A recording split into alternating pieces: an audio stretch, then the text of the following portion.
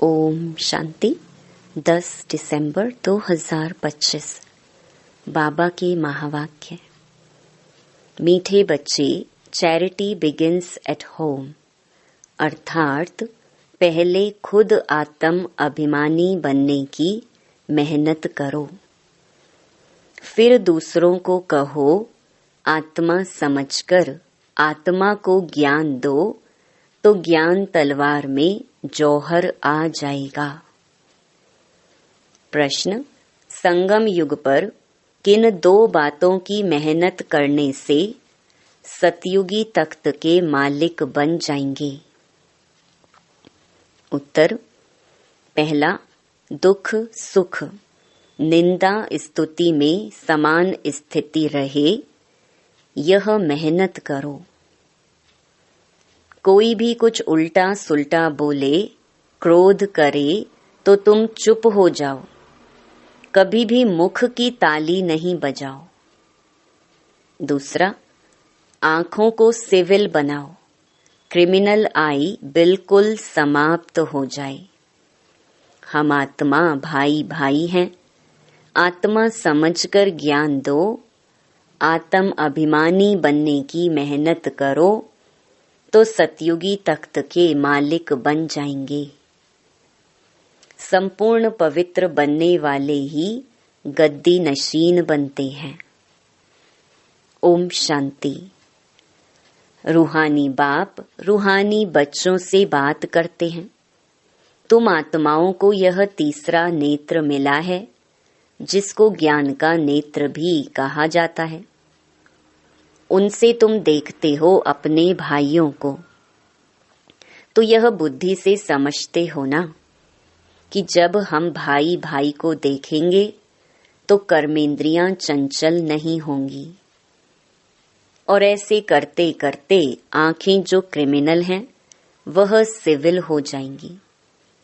बाप कहते हैं, विश्व का मालिक बनने के लिए मेहनत तो करनी पड़ेगी ना, तो अभी यह मेहनत करो। मेहनत करने के लिए बाबा नई नई गुहिया पॉइंट सुनाते हैं ना, तो अभी अपने को भाई भाई समझकर ज्ञान देने की आदत डालनी है। फिर यह जो गाया जाता है कि वी आर ऑल ब्रदर्स, यह प्रैक्टिकल हो जाएगा।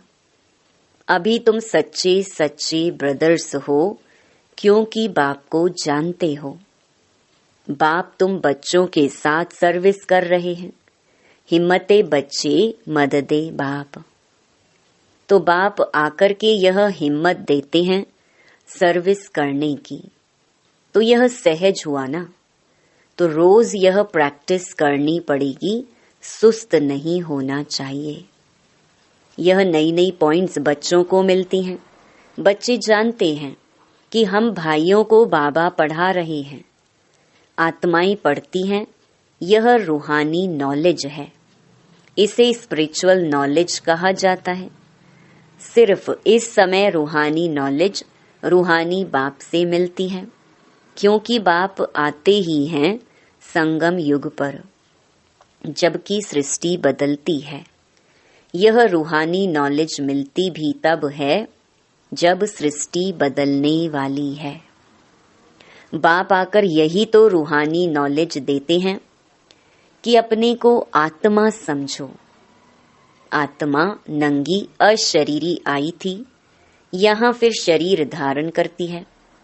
शुरू से अब तक आत्मा ने 84 जन्म लिए हैं, परंतु नंबरवार जो जैसे आए होंगे वह वैसे ही ज्ञान योग की मेहनत करेंगे।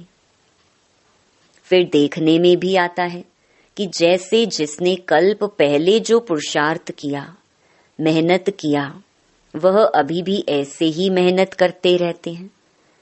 अपने लिए मेहनत करनी है, दूसरे कोई के लिए तो नहीं करनी होती है। तो अपने को ही आत्मा समझ करके अपने साथ मेहनत करनी है। दूसरा क्या करता है, उसमें हमारा क्या जाता है।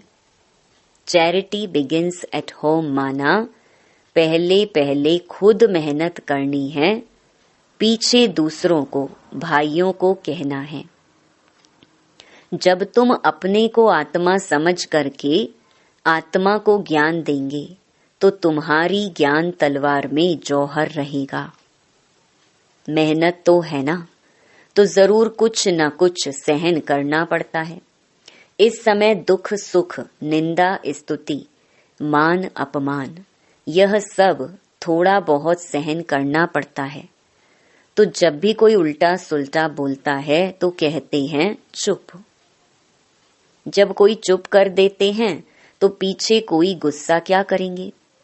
जब कोई बात करते हैं और दूसरा भी बात करते हैं तो मुख की ताली बजती है। अगर एक ने मुख की ताली बजाई और दूसरे ने शांत किया तो चुप। बस यह बाप सिखलाते हैं। कभी भी देखो कोई क्रोध में आते हैं तो चुप हो जाओ, आपे ही उसका क्रोध शांत हो जाएगा। दूसरी ताली बजेगी नहीं। अगर ताली से ताली बजी तो फिर गड़बड़ हो जाती है। इसीलिए बाप कहते हैं बच्चे, कभी भी इन बातों में ताली नहीं बजाओ, न विकार की, न काम की, न क्रोध की। बच्चों को हरेक का कल्याण करना ही है। इतने जो सेंटर्स बने हुए हैं किस लिए? कल्प पहले भी तो ऐसे सेंटर्स निकले होंगे। देवों का देव बाप देखते रहते हैं कि बहुत बच्चों को यह शौक रहता है कि बाबा सेंटर्स खोलूं। हम सेंटर खोलते हैं, हम खर्चा उठाएंगे। तो दिन प्रतिदिन ऐसे होते जाएंगे, क्योंकि जितना विनाश के दिन नजदीक होते जाएंगे उतना फिर इस तरफ भी सर्विस का शौक बढ़ता जाएगा। अभी बाप दादा दोनों इकट्ठे हैं तो हरेक को देखते हैं कि क्या पुरुषार्थ करते हैं, क्या पद पाएंगे, किसका पुरुषार्थ उत्तम, किसका मध्यम, किसका कनिष्ठ है, वह तो देख रहे हैं। टीचर भी स्कूल में देखते हैं कि स्टूडेंट किस सब्जेक्ट में ऊपर नीचे होते हैं। तो यहाँ भी ऐसे ही है। कोई बच्चे अच्छी तरह से अटेंशन देते हैं तो अपने को ऊंचा समझते हैं। कोई समय फिर भूल करते हैं, याद में नहीं रहते हैं तो अपने को कम समझते हैं। यह स्कूल है ना। बच्चे कहते हैं बाबा हम कभी कभी बहुत खुशी में रहते हैं, कभी कभी खुशी कम हो जाती है। तो बाबा अभी समझाते रहते हैं कि अगर खुशी में रहना चाहते हो तो मन मना भव। अपने को आत्मा समझो और बाप को भी याद करो। सामने परमात्मा को देखो तो वो अकाल तख्त पर बैठा हुआ है। ऐसे भाइयों की तरफ भी देखो। अपने को आत्मा समझ करके फिर भाई से बात करो। भाई को हम ज्ञान देते हैं, बहन नहीं, भाई भाई। आत्माओं को ज्ञान देते हैं। अगर यह आदत तुम्हारी पड़ जाएगी तो तुम्हारी जो क्रिमिनल आई है, जो तुमको धोखा देती है, वह आहिस्ते आहिस्ते बंद हो जाएगी। आत्मा आत्मा में क्या करेगी? जब देह अभिमान आता है तब गिरते हैं। बहुत कहते हैं बाबा हमारी क्रिमिनल आई है। अच्छा, क्रिमिनल आई को अभी सिविल आई बनाओ। बाप ने आत्मा को दिया ही है तीसरा नेत्र। तीसरे नेत्र से देखेंगे तो फिर तुम्हारी देह को देखने की आदत मिट जाएगी। बाबा बच्चों को डायरेक्शन तो देते रहते हैं। इनको ब्रह्मा को भी ऐसे ही कहते हैं। यह बाबा भी देह में आत्मा को देखेंगे। तो इसको ही कहा जाता है रूहानी नॉलेज। देखो पद कितना ऊंच पाते हो, जबरदस्त पद है। तो पुरुषार्थ भी ऐसा करना चाहिए। बाबा भी समझते हैं कल्प पहले मुहाफिक सबका पुरुषार्थ चलेगा। कोई राजा रानी बनेंगे, कोई प्रजा में चले जाएंगे। तो यहाँ जब बैठकर निष्ठा योग भी करवाते हो तो अपने को आत्मा समझ करके दूसरे की भी भ्रकुटी में आत्मा को देखते रहेंगे तो फिर उनकी सर्विस अच्छी होगी। जो देही अभिमानी होकर बैठते हैं वो आत्माओं को ही देखते हैं। इसकी खूब प्रैक्टिस करो। अरे ऊंच पद पाना है तो कुछ तो मेहनत करेंगे ना। तो अभी आत्माओं के लिए यही मेहनत है। यह रूहानी नॉलेज एक ही दफा मिलती है और कभी भी नहीं मिलेगी, न कलयुग में न सतयुग में, सिर्फ संगम युग में, सो भी ब्राह्मणों को। यह पक्का याद कर लो, जब ब्राह्मण बनेंगे तब देवता बनेंगे। ब्राह्मण नहीं बने तो फिर देवता कैसे बनेंगे? इस संगम युग में ही यह मेहनत करते हैं। और कोई समय में यह नहीं कहेंगे कि अपने को आत्मा, दूसरे को भी आत्मा समझ उनको ज्ञान दो। बाप जो समझाते हैं उस पर विचार सागर मंथन करो, जज करो कि क्या यह ठीक है, हमारे फायदे की बात है। हमको आदत पड़ जाएगी कि बाप की जो शिक्षा है सो भाइयों को देना है, फीमेल को भी देना है तो मेल को भी देना है। देना तो आत्माओं को ही है। आत्मा ही मेल फीमेल बनी है, बहन भाई बनी है। बाप कहते हैं मैं तुम बच्चों को ज्ञान देता हूँ। मैं बच्चों की तरफ आत्माओं को देखता हूँ और आत्माएं भी समझती हैं कि हमारा परमात्मा जो बाप है वह ज्ञान देते हैं। तो इसको कहेंगे यह रूहानी अभिमानी बने हैं। इसको ही कहा जाता स्पिरिचुअल ज्ञान की लेन देन, आत्मा की परमात्मा के साथ। तो यह बाप शिक्षा देते हैं। जब भी कोई विजिटर आदि आते हैं तो भी अपने को आत्मा समझ, आत्मा को बाप का परिचय देना है। आत्मा में ज्ञान है, शरीर में नहीं है, तो उनको भी आत्मा समझ करके ही ज्ञान देना है। इससे उनको भी अच्छा लगेगा। जैसे कि यह जौहर है तुम्हारे मुख में, इस ज्ञान की तलवार में जौहर भर जाएगा, क्योंकि देही अभिमानी होते हो ना। तो यह भी प्रैक्टिस करके देखो। बाबा कहते हैं जज करो, यह ठीक है। और बच्चों के लिए भी यह कोई नई बात नहीं है, क्योंकि बाप समझाते ही सहज करके हैं। चक्कर लगाया, अब नाटक पूरा होता है। अभी बाबा की याद में रहते हैं। तमो प्रधान से सतो प्रधान बन, सतो प्रधान दुनिया का मालिक बनते हैं। फिर ऐसे ही सीढ़ी उतरते हैं। देखो कितना सहज बताते हैं। हर 5000 वर्ष के बाद मेरे को आना होता है। ड्रामा के प्लान अनुसार मैं बंधायमान हूँ। आकर के बच्चों को बहुत सहज याद की यात्रा सिखलाता हूँ। बाप की याद में अंतमति सो गति हो जाएगी। यह इस समय के लिए है, यह अंतकाल है। अभी इस समय बाप बैठ करके युक्ति बतलाते हैं कि माँ मेकम याद करो तो सदगति हो जाएगी। बच्चे भी समझते हैं कि पढ़ाई से यह बनूंगा, फलाना बनूंगा। इसमें भी यही है कि मैं जाकर के नई दुनिया में देवी देवता बनूंगा। कोई नई बात नहीं है। बाप तो घड़ी घड़ी कहते हैं नथिंग न्यू। यह तो सीढ़ी उतरनी चढ़नी है, जिनकी कहानी है ना, उसको सीढ़ी उतरने और चढ़ने का काम दिया गया। यह नाटक ही है चढ़ना और उतरना। याद की यात्रा से बहुत मजबूत हो जाएंगे। इसीलिए भिन्न भिन्न प्रकार से बाप बच्चों को बैठ सिखलाते हैं कि बच्चे अभी देही अभिमानी बनो। अभी सबको वापस जाना है। तुम आत्मा पूरे 84 जन्म लेकर तमो प्रधान बन गई हो। भारतवासी ही सतो रजो तमो बनते हैं। दूसरी कोई नेशनैलिटी को नहीं कहेंगे कि पूरे 84 जन्म लिए हैं। बाप ने आकर के बताया है नाटक में हरेक का पार्ट अपना अपना होता है। आत्मा कितनी छोटी है। साइंसदानों को यह समझ में ही नहीं आएगा कि इतनी छोटी आत्मा में यह अविनाशी पार्ट भरा हुआ है। यह है सबसे वंडरफुल बात।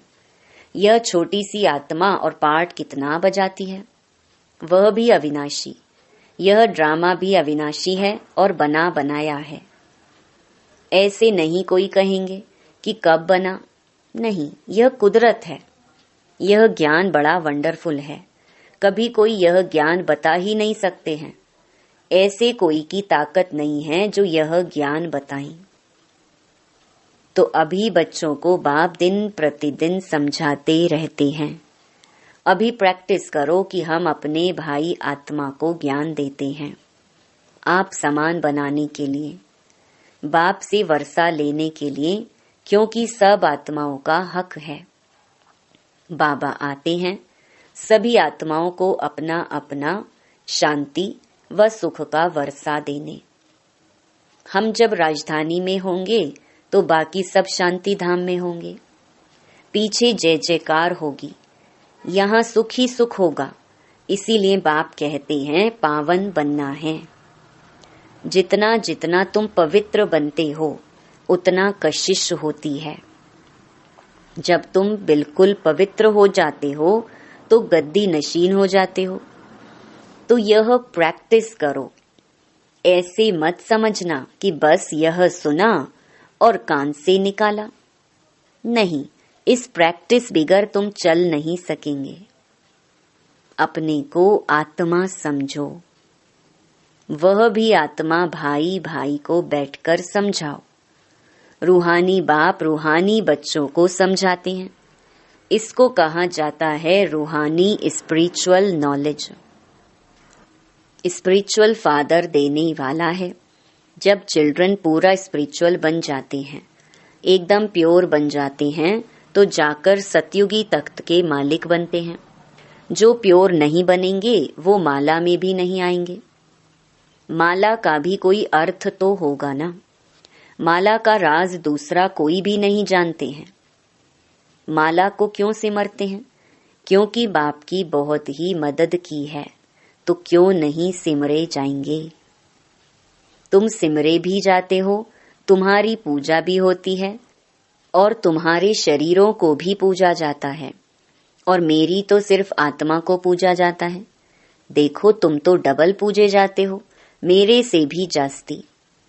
तुम जब देवता बनते हो तो देवताओं की भी पूजा करते हैं। इसीलिए पूजा में भी तुम तीखे, यादगार में भी तुम तीखे, और बादशाही में भी तुम तीखे। देखो तुमको कितना ऊंचा बनाता हूँ। तो जैसे प्यारे बच्चे होते हैं, बहुत लव होता है, तो बच्चों को कूल्हे पर, माथे पर भी रखते हैं। बाबा एकदम सिर पर रख देते हैं।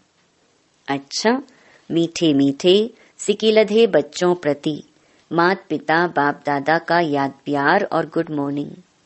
रूहानी बाप की रूहानी बच्चों को नमस्ते। धारणा के लिए मुख्य सार।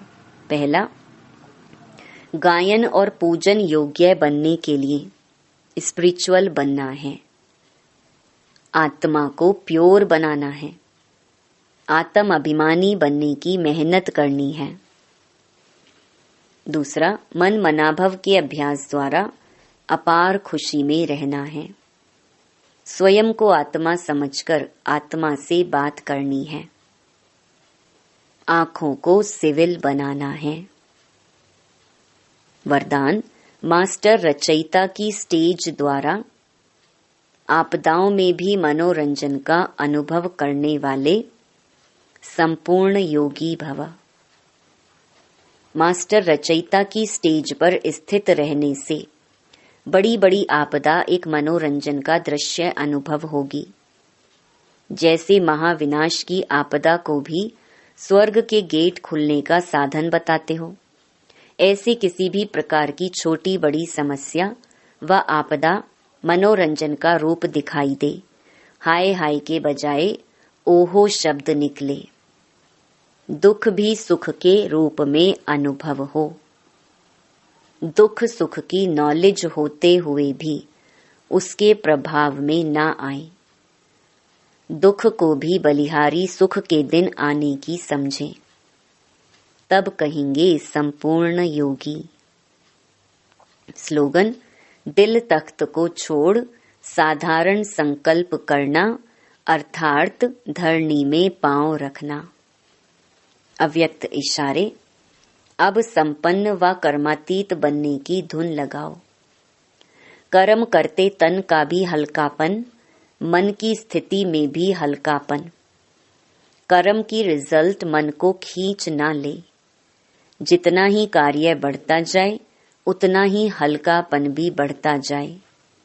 कर्म अपनी तरफ आकर्षित नहीं करे, लेकिन मालिक होकर कर्म कराने वाला करा रहा है और करने वाले निमित्त बनकर कर रहे हैं। यह अभ्यास बढ़ाओ तो संपन्न कर्मातीत सहज ही बन जाएंगे।